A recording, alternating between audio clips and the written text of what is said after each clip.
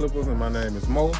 And my channel is to inspire and help educate you and show you how to gain financial freedom through real estate investing and entrepreneurship. I've been very successful at rental properties, at buy and hold properties, purchase properties for under 20 grand. This is how I've been able to establish financial freedom. And I want to show you how to establish financial freedom. Financial freedom is when you have more cash flow coming in than you have going out. That's financial freedom.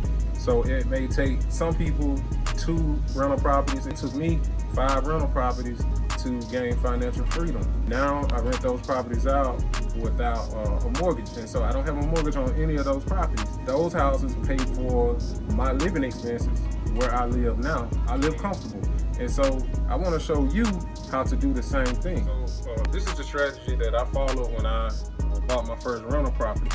So what you have in real estate, you have an A, a B, a C, and you have D class neighborhoods. I per se buy in C and D class neighborhoods. C and D houses are mostly 20K or less. These properties right here, you will have to have cash to purchase these properties. Most banks don't give loans on those properties because the loan is just too small.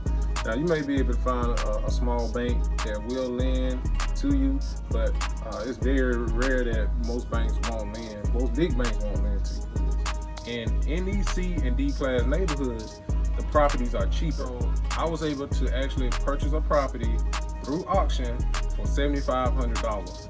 And once I purchased that property for $7,500, it took me about 10 grand to rehab that property.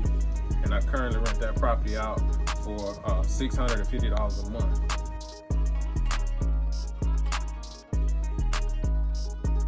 Another step that is very important when purchasing rental properties, buy and hold real estate, the ROI, the return on investment. You want to make sure that the return on investment is worth your while and worth the investment. You don't want to go and purchase a rental property that you can't make any money off of.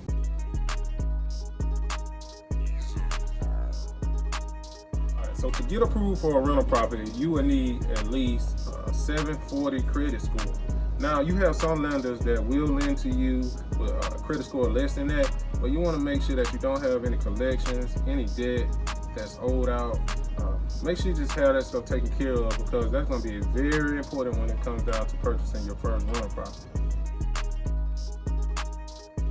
Once the bank approves your loan, now you want to make sure that you have the down payment, and most banks ask for 20% down. Now if you have a relationship with a bank, you may be able to do a little less depending on the structure of the loan and the type of financing it is, but most banks will ask for 20% of the purchase price. So for example, if the house is $50,000, they're going to want 20% of the $50,000, which is $10,000. It's very important that you establish a relationship with a bank. Once you establish a relationship with a bank, it's easier to go back and get a loan for your second rental property. So just keep this in mind when investing in real estate. Thanks for tuning in to my YouTube channel. Please subscribe, click the link, ring the little bell. I'll see you guys later.